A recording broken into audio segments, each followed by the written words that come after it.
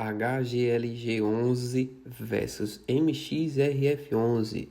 Qual dos fundos vale mais a pena em 2026?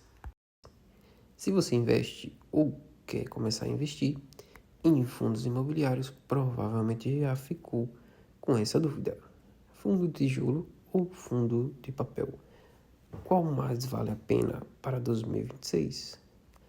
Alguns investidores dizem que os fundos de papel pagam mais dividendo, outros afirmam que os fundos de tijolo são mais seguros no longo prazo.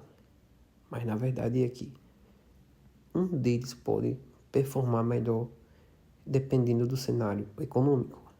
Neste vídeo vou te mostrar qual a diferença entre os dois fundos, o de tijolo e o fundo de papel. Qual paga mais dividendos e qual pode ser o melhor para 2026? Primeiro, vamos falar dos fundos de tijolo. Os fundos de tijolo investem em imóveis físicos. Eles compram propriedades como shopping, galpões logísticos, lajes corporativas, hospitais, centros comerciais e depois alugam esses imóveis.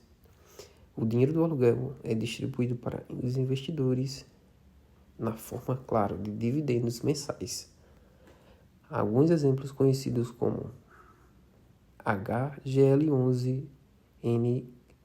KNR11, XPML11.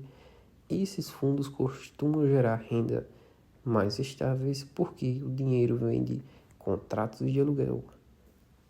Mas existe um detalhe importante. Se um imóvel fica vazio, chamado de vacância, o fundo pode receber menos aluguel. Ou seja, se o imóvel está alugado, a renda é instável. Se fica vazio, dividendo pode cair. Mesmo assim, ao longo prazo, fundo de tijolo costuma valorizar bastante com o mercado imobiliário. Então, o que é um fundo de papel? Agora vamos falar dos fundos de papel. Diferente dos fundos de tijolo, os fundos de papel não compram imóveis, eles investem em títulos imobiliários, principalmente os chamados CRI, Certificados de Recebíveis Imobiliários. Esses títulos funcionam como um empréstimo para o setor imobiliário e o fundo recebe juros desses empréstimos. Alguns exemplos conhecidos são MXRF11, KNIP11, CPTS11. Esses fundos costumam pagar dividendos mais altos porque recebem juros. Muitos deles rendem algo entre 10% a 14% ao ano de dividendos. Mas existe um risco. Se o devedor não paga o CRI, o fundo pode ter prejuízo. Porque isso, a qualidade da gestão do fundo é muito importante. Então vamos lá, qual paga mais dividendos? Se a gente olhar apenas a renda mensal, normalmente os fundos de papel pagam mais. Isso acontece porque muitos CRIs são indexos ao CDI e IPCA, enquanto os juros estão altos. Como aconteceu nos últimos anos no Brasil, os fundos de papel acabam pagando dividendos maiores. Por isso, os fundos como MXRF11 ficaram muito populares entre os investidores iniciantes.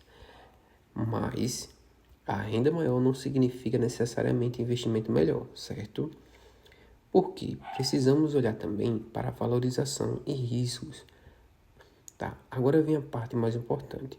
O que pode acontecer com os fundos em 2026? Muitos analistas acreditam que o Brasil pode entrar em um ciclo de queda de juros nos próximos anos. Quando os juros caem, os fundos de papel podem pagar menos, tá? Dividendos, porque os CRIs rendem menos. Já os fundos de tijolo podem se valorizar mais, porque os imóveis estão começando a equilibrar os dois tipos de carteira. Então, afinal, qual vale mais a pena em 2026? A resposta mais inteligente é, claro, não escolher apenas um. Muitos investidores experientes fazem uma carteira mista, Por exemplo, 50% de fundo de tijolo, 50% do fundo de papel. Assim você recebe uma renda forte dos fundos de papel e a valorização do fundo de tijolo.